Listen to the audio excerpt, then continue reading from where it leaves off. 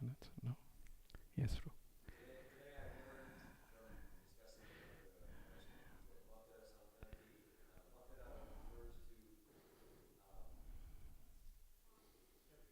Capricorn. Yeah. Right.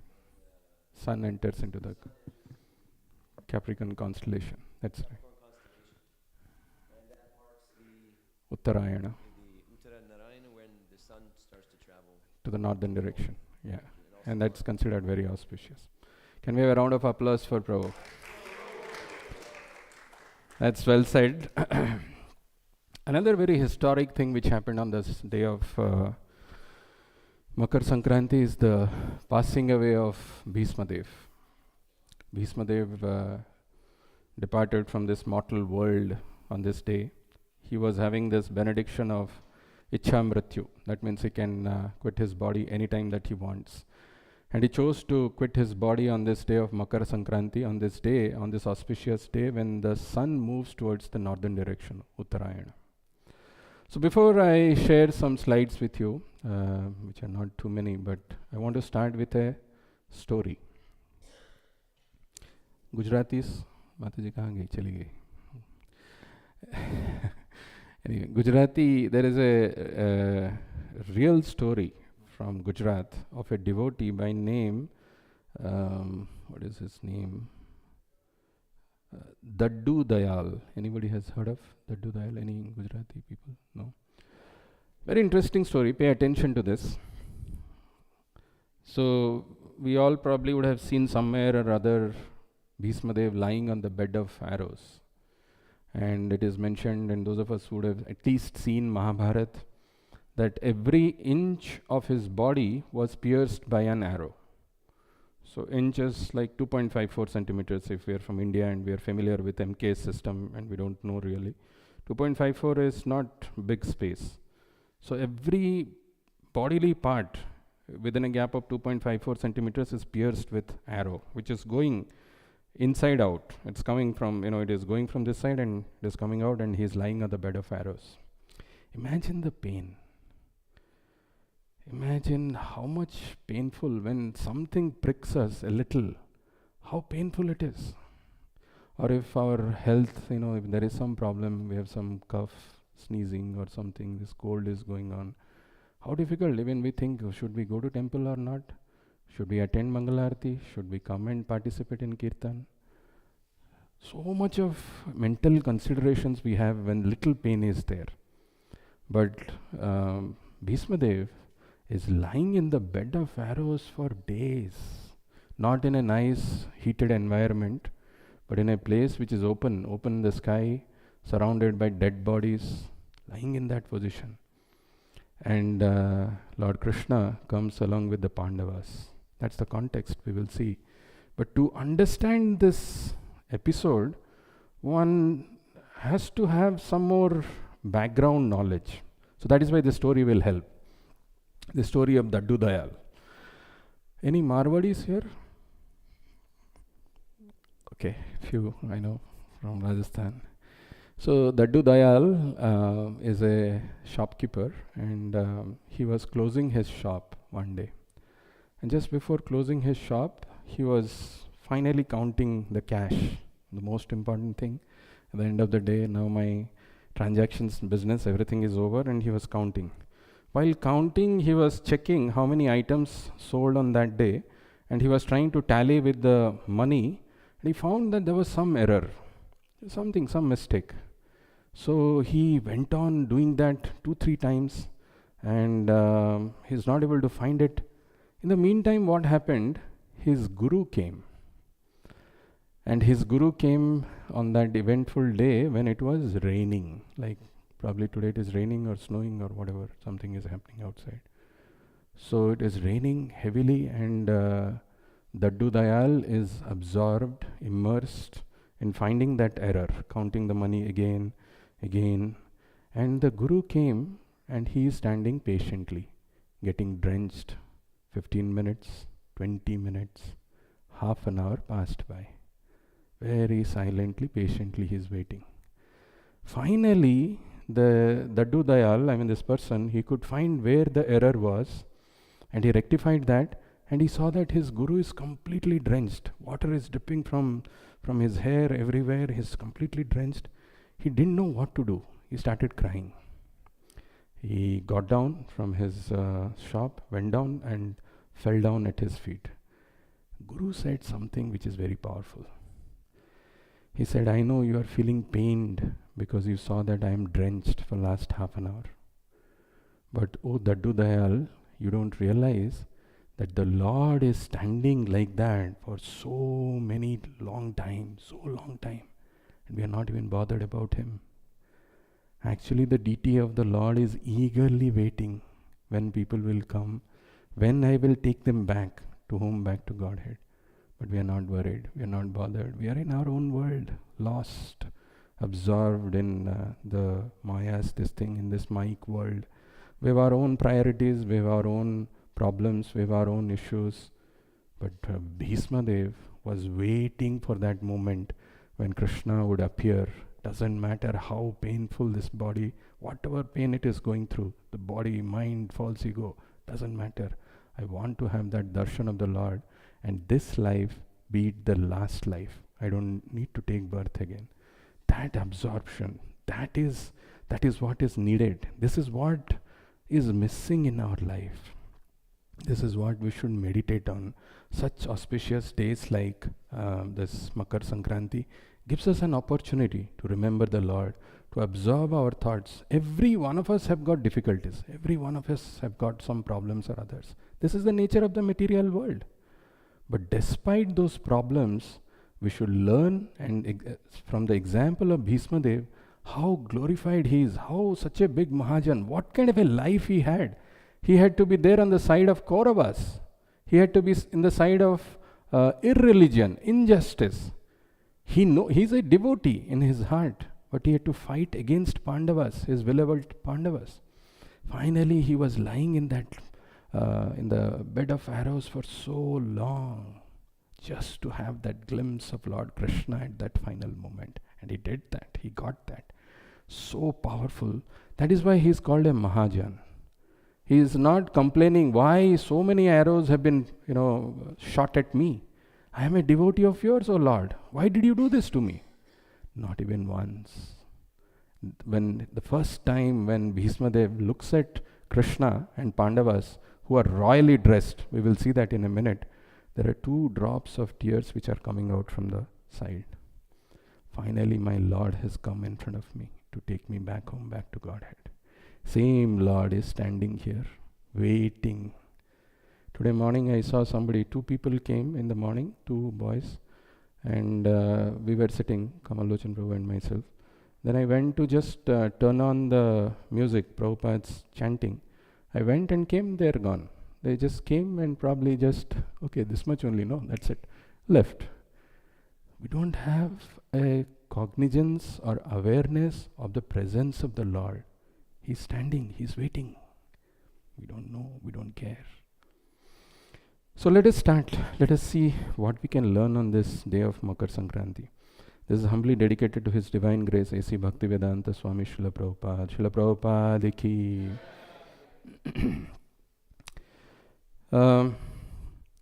How many of you were there for the last year Makara Sankranti celebration?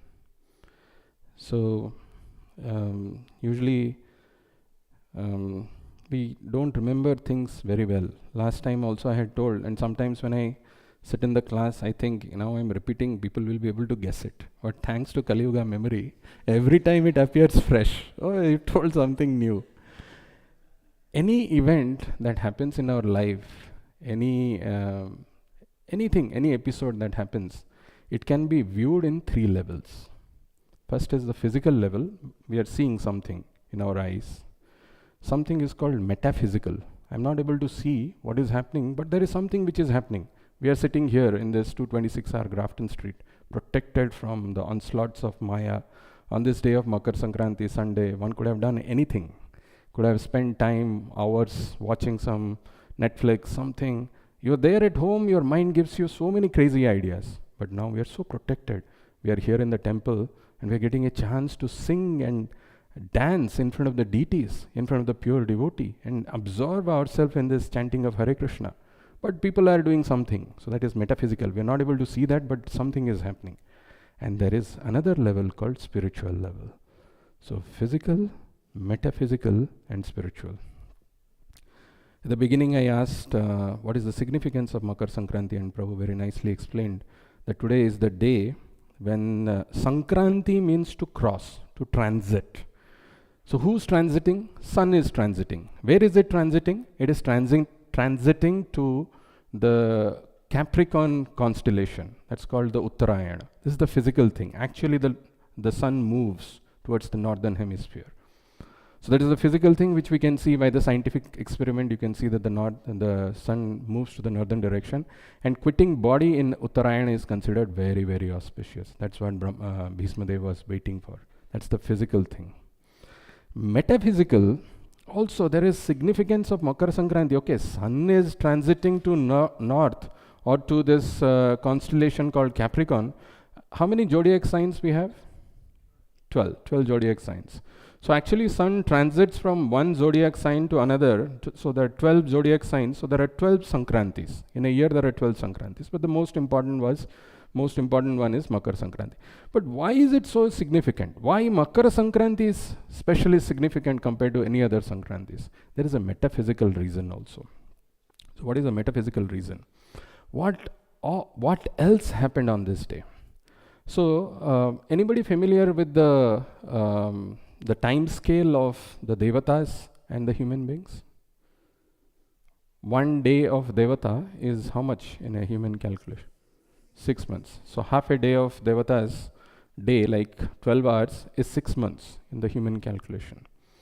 So on this day of Uttarayana actually happens to be their day when the day begins. Like we sleep and get up in the day. So that is what is the Uttarayana. On this day of Makara Sankranti, their day begins. So it's a very auspicious day. And also on this day, the sun god has a son by name Shani. Shani Devata, I think most of us would have gone before coming to at least ISKCON temple, those of us who are from India. And at least we'll do some pradakshina, something, or Shani Graha, please, cast your merciful glance on me so that there is no obstacle in my life and those kind of things. That Shani and sun has a tiff. And on this day of Makara Sankranti, they want to patch up. And it's a very important thing for devotees also. Sometimes we carry grudge in our heart. Sometimes we carry some resentment, ill feelings towards someone. And actually we should remember, on this day, we should meditate that ill feelings, that grudge, that resentment, that anger, that frustration never allows us to progress or proceed in our spiritual life. That's the metaphysical. Of course, there is another thing. Bhagirath, who brought Ganges to this material world to deliver his forefathers from the sinful activities that they committed. It's a long story short. And this Ganges flows from Himalayas to Bay of Bengal in West Bengal. On this day, people go and take, so on this day that happened. On this day, people go and take bath in the Ganges or in Sangam and purify, get rid of themselves up from all the sins. That's the metaphysical. But as I mentioned at the beginning, we are more interested in knowing the spiritual part. And that is what we will spend some time on this beautiful episode of Bhishma Dev's quitting body for 10-15 minutes or 20 minutes, but very powerful. This is there in the Srimad Bhagavatam, 1st canto, 9th chapter. And as I was mentioning in the last class, these prayers by Bhishma Dev and Kunti Devi, they are not just ordinary prayers, they are called stuti. Now there is no English equivalent for the word stuti. Stuti are not just mere glorification of the Lord, but they are also embedded with a lot of philosophical insights, a lot of philosophical conclusions, which otherwise is very difficult to fathom. But this prayers of this great Mahajanas, they are simple, they are poetic, yet they are embellished with all those philosophical insights. And Bhishma Devas, that's why it's called Bhishma Stuti. And we will see this. The first thing that we have to see here is the Pandavas visit Bhishma Dev's deathbed, and Bhishma Dev welcomes everyone assembled at his deathbed. What is so significant about it? Now, The first thing that you see here is Krishna, when he asked the Pandavas to come and see Bhismadev, one of the primary reason behind that was Yudhishthir Maharaj was not pacified at his heart, because he was feeling responsible that for the sake of the throne, he had to kill so many people, both from the Kaurava side and Pandava side, including when he heard from Kunti Devi that his own elder brother Karna is also being killed by the Pandavas. So he was aghast, he was devastated. Pandavas' own sons were killed by Aswathama very mercilessly in the dead of the night. So all these things which happened, this merciless killing, Yudhishthir was thinking that he is responsible for this. Because of him, all these things has happened. He was getting pacified by none other than Krishna, by Draupadi, by Vyasadev, but he was not getting pacified. Finally, Krishna decided that these Pandavas should go and meet Bhismadev, who is lying on the bed of arrows. And how did Krishna ask them to come? Now imagine if I tell you that somebody is diseased, he's on the deathbed, and we have to go and meet him, or we have to give him some words of consolation and solace. How will you get dressed? Fully decked up, pomp and giti with lipstick and this thing, everything all full dressed up way you'll go, or you'll go in a sober way. Usually one would have expected that they would go in a sober way. But here Krishna wanted them to go in the royal robes, wearing all their regal clothes with all the proper attire, the crown and Yudhishthir's head, and they go and they come to Bhismadev. Now here you see the first qualification of a Mahajan. Now what happens when you go and meet somebody and you tell, in my life so many problems are there. I've been having some health issues. I went for a surgery. Hold on here. What is your problem in life? Just listen to my problems, right? What all is going on in my life? Do you have any idea? So many people are not looking at me these days. I'm doing all services. No appreciation or something. In my life, so 3-4 surgeries have already been done. You have a problem. What is the problem? But Bhismadev, he's lying on the bed of arrows. But the moment he saw these Pandavas, genuinely elated, happy. Oh my God, finally! I've been waiting for this day when these Pandavas will be the kings, when they will rule this. And that has happened. They have come in the royal dress. That happiness is something which is a sign or a symptom of a Mahajan. Despite the fact that he himself is going through so much of pain, agony, he is genuinely appreciating another person. That's why he is a Mahajan.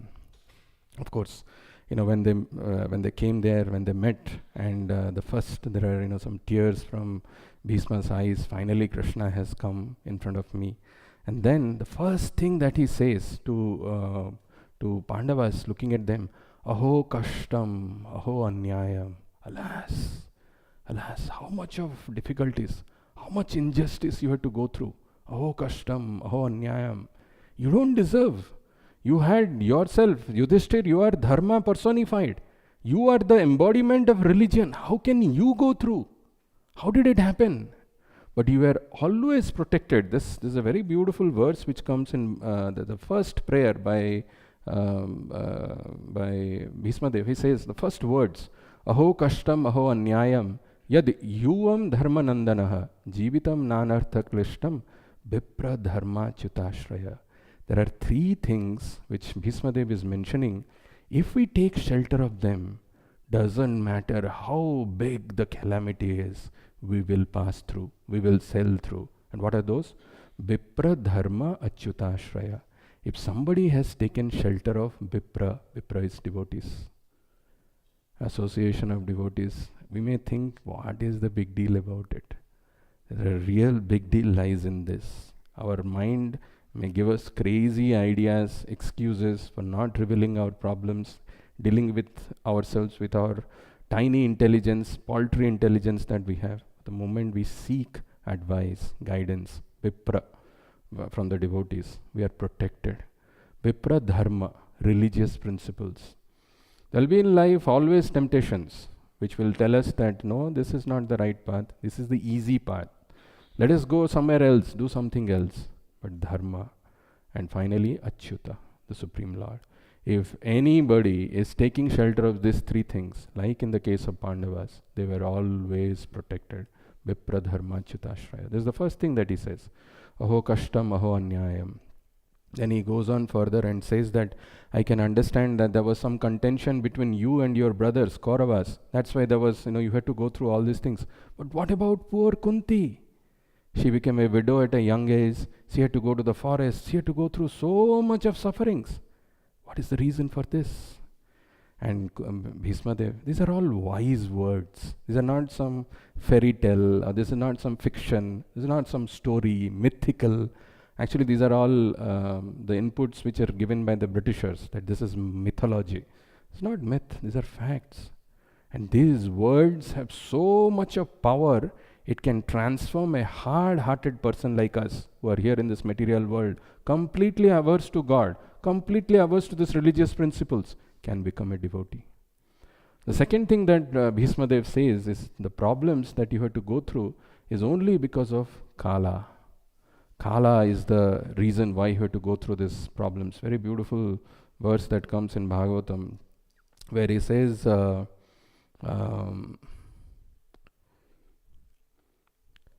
Kala Kritam Manye Bhavatam Chayadapriyam Sapalo Yad Vase Loko Bayo Ribo Ghanabalihi. Sarvam Kala Kritaman. There is no other way. If there is something which is happening which is inexplicable, we may find problems. No. We always, our rational mind looks for some immediate cause. उसके वजह से हुआ है. यही तो है जड़ सारे समस्या का.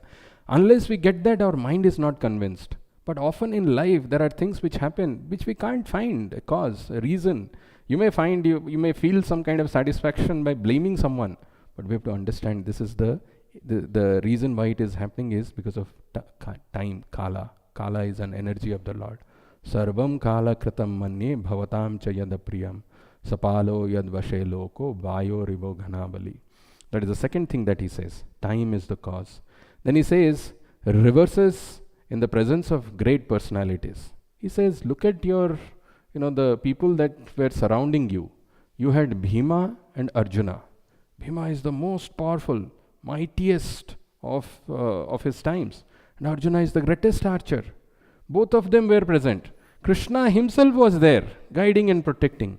Despite that, you have to go through. We think, why me? Often this question comes inside our heart.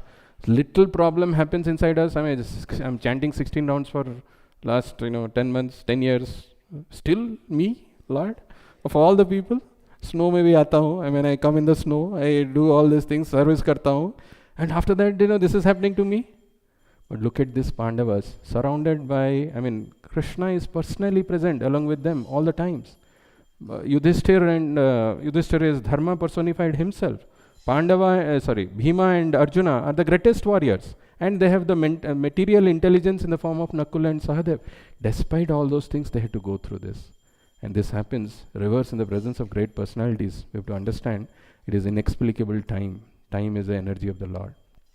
But in the very next verse, again Bhishma Dev says, actually this is the will of the Lord. Time works by the will of the Lord.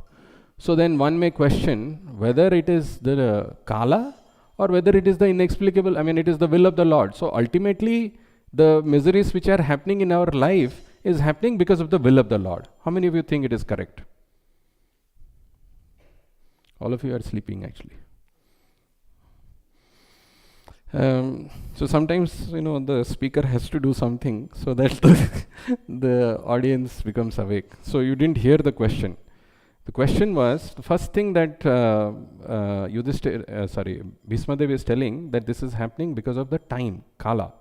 Then he says it is happening by the will of the Lord. Kala is acting by the will of the Lord.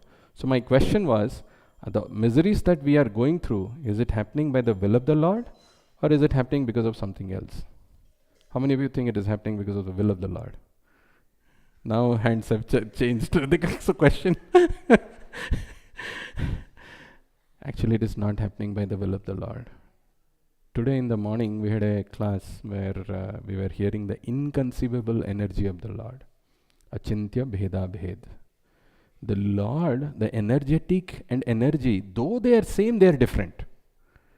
energy of the Lord is called Kala. Because of the Kala, we are getting the suffering. What we have done in our past life, we don't remember, we don't know that. But those suffering comes in due course of time, which is acting by the will of the Lord, but it is not that the Lord personally is wanting us to go through this. He is different. The energy of the Lord is acting on the direction of the Lord, but the Lord personally doesn't want that. So that is that Achintya Veda Veda plan, Krishna's inconceivable plan.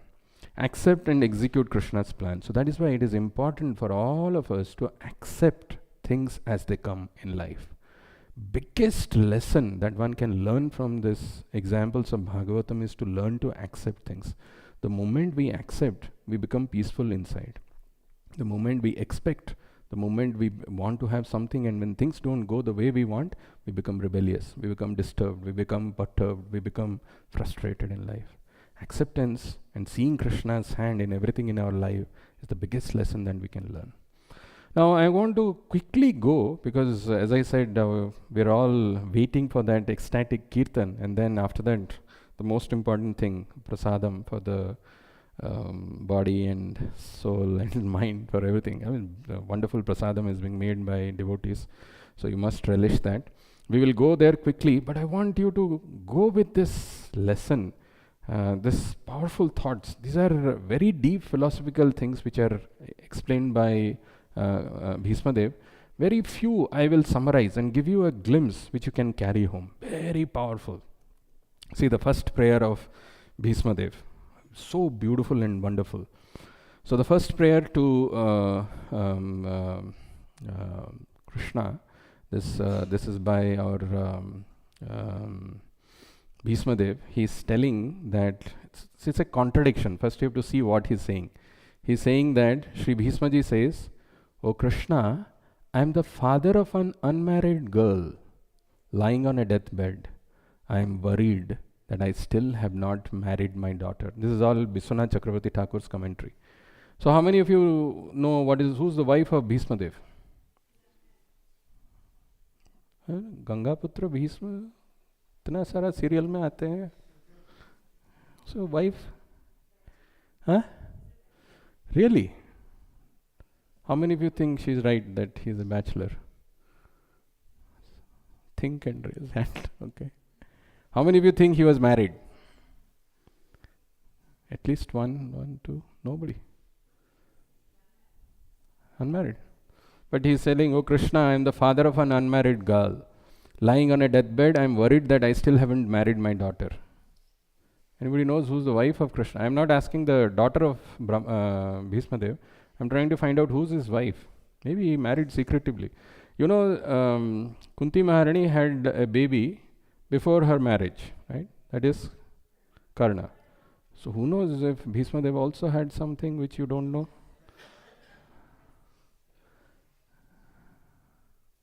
Yes, Mataji wants to try. Yes. Somebody you found? Father? His father's daughter. His father was Santanu. Santanu's daughter you are saying. Santanu didn't have daughter actually. Santanu married twice, to Ganga and to Satyavati. Ganga left the moment, you ask, she had a condition. If you question me, I leave. That is she was dropping all the children in the water. And that's how Bhishma was there. He had to live. Who's Bhishma's wife? Okay, so these are all questions to keep people awake. Okay, Bhishma was actually a bachelor. He was unmarried. But what is he praying here then? And this is the beauty of Bhagavatam. Bhishma Ji is telling, "Oh Krishna, I am the father of an unmarried girl lying on a deathbed, and I am worried that I still haven't married my daughter." So this unmarried girl that Bhishma Dev is talking is nothing but our mind. Bhishma Dev is telling, my mind is my daughter, and my mind is still single, and it is attached to wealth, name, people, so many things. We find rasa in so many things. Some material, little, enjoyment. Somebody comes and praises us. Somebody does some things. Our mind gets attached to that. So Bhishma Ji is claiming that maybe that is the condition for most of the people, but my mind is chaste. My mind doesn't get attached to this. And it is single, and it is ready to wed. It is ready to marry you, O Lord Krishna. Then Krishna asked, have you asked your daughter if she likes me and agrees?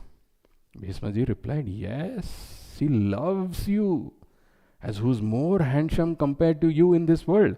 And the next prayer, he talks about Krishna's beauty.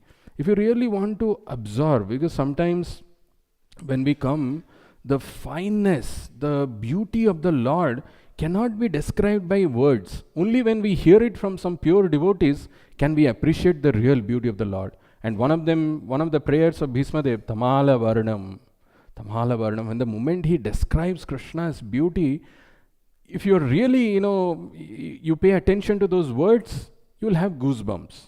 So the English translation of that is, Sri Bhismaji tells Lord Krishna that your complexion is dark like that of a bay leaf.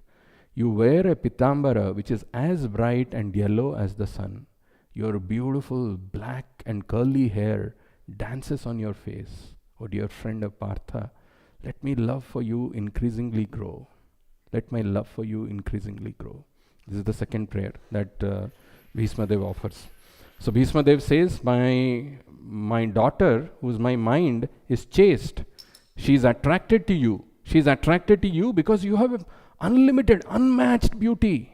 What is that? 4 qualities of Krishna. The Asamanordha Rupasri Bhismapita Charachara. There are 4 qualities of Krishna which even Vishnu doesn't have. In that, one of them is Rupasri. Asamanordha. Nobody can come even equal. Forget about being superior. Asamanordha Rupasri Vismapita Characharaha.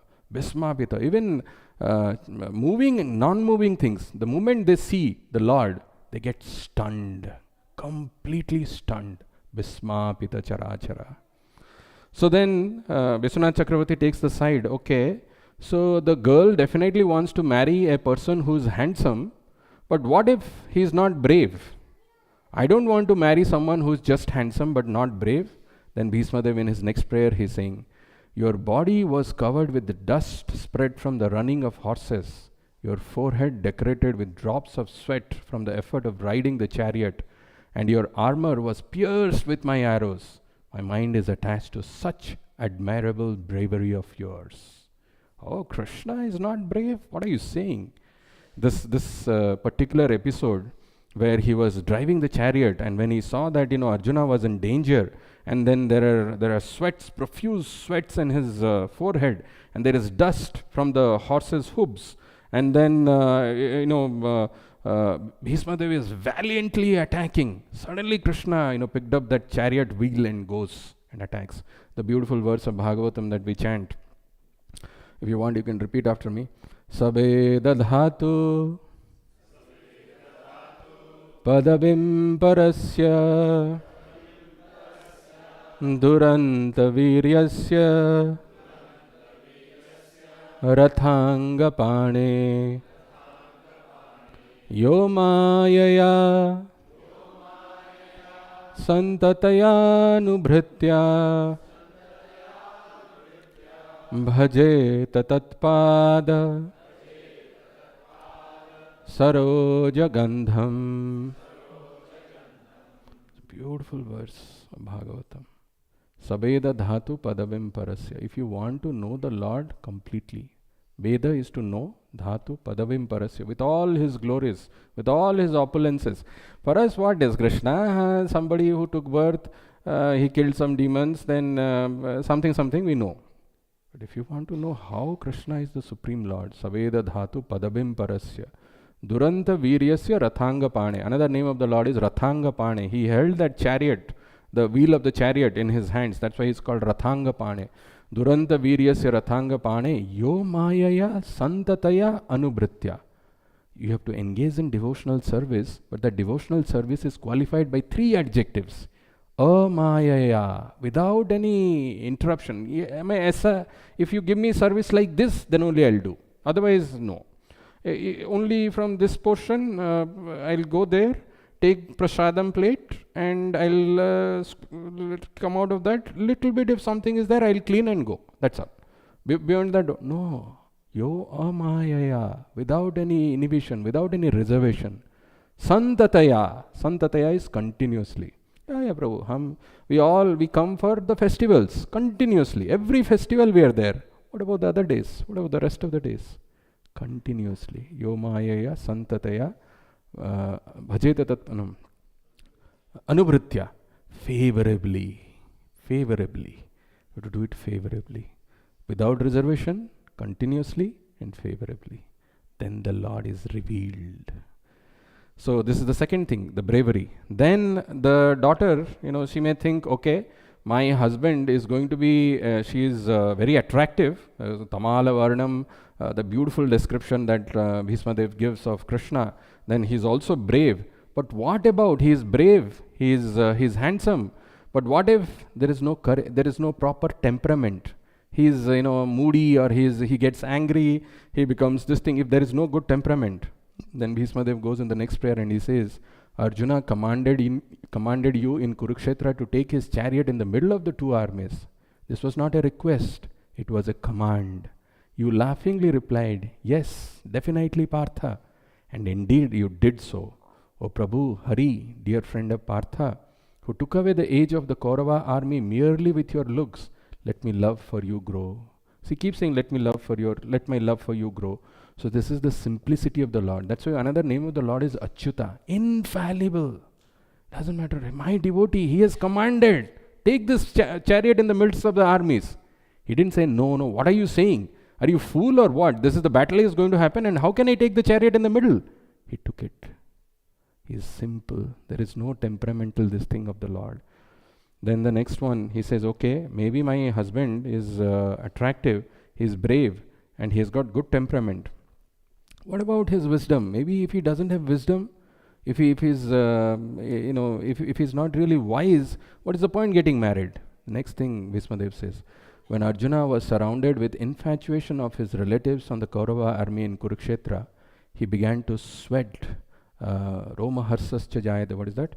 Stramsate Gandivam Stramsate hastat Tvakchaiva paridahyate. His skin is burning, not able to carry Gandiva. I mean, that same Arjuna who took a vow, if somebody says that, keep down your Gandiva, he is about to kill them. And now he is not able to carry his Gandiva. When Arjuna was surrounded with infatuation of his relatives on the Kaurava army in Kurukshetra, he began to sweat, felt dizzy, dropped his bow, sat down and said, Keshava, I will not fight. At that time, to take away Arjuna's infatuation and delusion of his mind, you sang the Gita in Kurukshetra. Let me develop love in the divine feet of such a singer of Gita. Wisdom of Bhagavad Gita can dispel any amount of illusion, can dispel any amount of darkness, can dispel any amount of doubts in our mind. It is available. It's so powerful. And our human life is also given to us by the mercy of the Lord. We have got that. Yet we don't read this. The other day I was saying this verse from what is his name? Our Sankaracharya's Bhajagovindam. He says, Bhagavata Gita Kinchita Dhita. Bhagavad Gita Kinchita Dhita. We have been given some intelligence. A little bit of that intelligence if I use to understand what is the instruction that Krishna is giving. Bhagavata Gita Kinchita Dhita Ganga Jalalava Kanika Pita. Little, one drop of water of Ganges you have drunk. Then Murari, yes, who's that? Sakradapi Murari Samarcha. Sakrit, just once. We are so fortunate on this auspicious day of Makara Sankranti, we are getting a chance to hear about Murari. Sakrit, even if once we discuss about Murari. Then the last line, Yamena na charcha. What is the last of Kriyate Yamena na charcha. We are creating opportunities where there will be no discussion about us in Yamalaya. Means Yamaraj is not good because we are doing this. Bhagavata Gita Kinchita Dhita. At least little, that intelligence if we use even once, little bit. We are using our intelligence in solving so many problems. Understanding Bhagavad Gita. Ganga Jalalava Kinchita Pita. Little, one drop of water of Ganges if you have drunk. Sakradeva Murari Samarcha. Once even we have discussed about Murari. This is the power. Kriyata Tasya Yamena na Charcha. So this is the wisdom of Krishna. So, okay, fine. My husband is going to be handsome, he is brave, he is also having good temperament, he's also wise. But what if, after having all these qualities, if he's not having any love for me, what is the use? Marriage will fail, right? If there is no love, what is the point? There is no happiness in the marriage. And then Bhismadev, this is the last thing he says. When Sri Bhismaji started piercing Arjuna's body with his arrows, defeated, Arjuna hid behind Sri Krishna. Sri Krishna was angry and his eyes became red. Angrily, he got out of his chariot while his outer garment dropped, lifted the wheel of a broken chariot from the ground and ran like a lion would after a deer to kill Sri Bhismaji and protect Arjuna. Sri Bhismaji dropped his weapons. You see this, how Bhisma is standing, just dropping his weapons. Sri Bhismaji dropped his weapons at this point and laughed as Sri Krishna had broken his oath of not using a weapon in the battle. Sri Bhismaji began to shed tears of love while performing Sri Krishna's divine prayer. Krishna broke his own promise because he wanted to keep the promise of Bhisma. Bhisma had taken a vow on that day, either I will kill all the Pandavas or Krishna has to carry a weapon. And Krishna did that. And the moment he saw that Krishna is coming aggressively like a lion, he's standing weaponless. So this is what I was expecting. This is what I was waiting for, O Lord. How much love you have. Just to protect my words, you broke your own words. You broke your own promise. How much love you have for me. This is what Bhisma Dev is praying. So, actually there are many things, but the conclusion in this, there are actually 11 slokas. And Vishwanath Chakravarti Thakur says, one shloka signifies presenting all one's possessions to God, thereby freeing oneself of attachment. Another shloka represents presenting oneself to God, thus taking away one's ego. So one is the attachment to the possessions, second is ego, and the remaining 9 shloka represents the 9 types of bhakti or devotion to unite oneself with God. This is the beauty of Bhisma Dev's prayers. Finally, he actually withdraws his mind. I'll just quit. Bhisma explained various things to all these Pandavas, and he focused on Krishna, withdrew his mind, focused on Lord Krishna, who stood before him, four-handed and dressed in yellow garments. By pure meditation on Lord Krishna, he was freed from all inauspiciousness and bodily pains. All the external activities of his senses stopped, and he prayed to the Lord. I had done this exercise. We'll do this. We are in 8:19. Think of a person who is very dear to you. Very dear to you. Think of him. Could be your father, could be your mother, could be your husband, could be your wife, could be your son, daughter, whoever it is. Think of him. Okay? Now for the next, say 20 seconds, think about the good qualities of that person. You can close your eyes and I'll look at the time. 20 seconds you have. Think about that person who is very dear to you. Think about his good qualities. 20 good qualities or anything.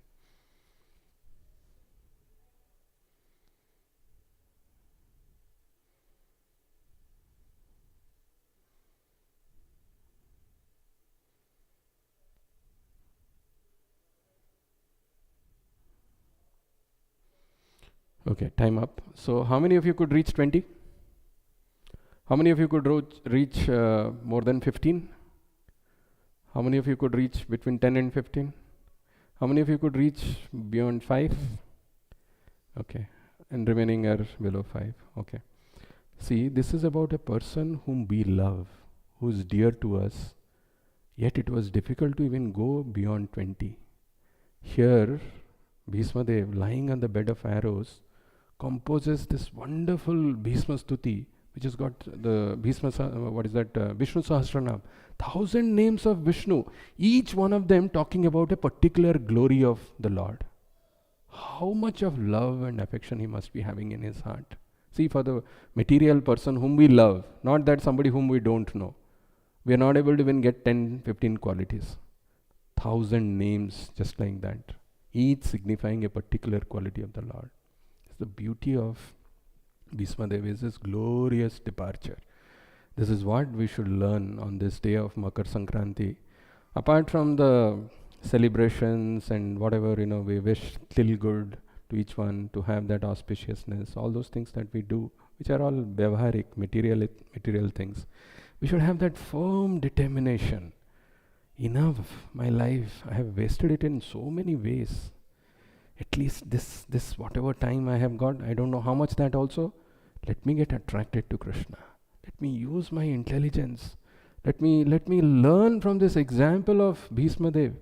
Despite having so much of pain, so much of frustration, so many wrong things in his life, for which he is not responsible, to go through so much. Actually, Vyasadeva advises Satyavati to leave the material world, because there is Kali Yuga is adventing and things are going to be very, very bad. This is when even Pandavas and Kauravas are not even born. But Bhishma Dev had to continue to live, fight against the Pandavas, against Krishna, then lie on the bed of fires. Still his determination to see the Lord is not budged by even an inch. That we should learn. Despite the problems, difficulties that we are having, everybody has their own share of, own quota of problems and difficulties. I should be very determined. Whatever life, whatever time I have got, let me surrender to Lord. This life, let it be the last life of my life. I don't want to come back again to this material world. If we can get that determination, if we can pray to Srila Prabhupada, if we can pray to the deities, I am sure we will make tremendous progress. There's one last verse from same Bhajagovindam. We will sing and we will chant and we will go. I will close. Punarapi jananam Punarapi maranam Punarapi janani jathare sayanam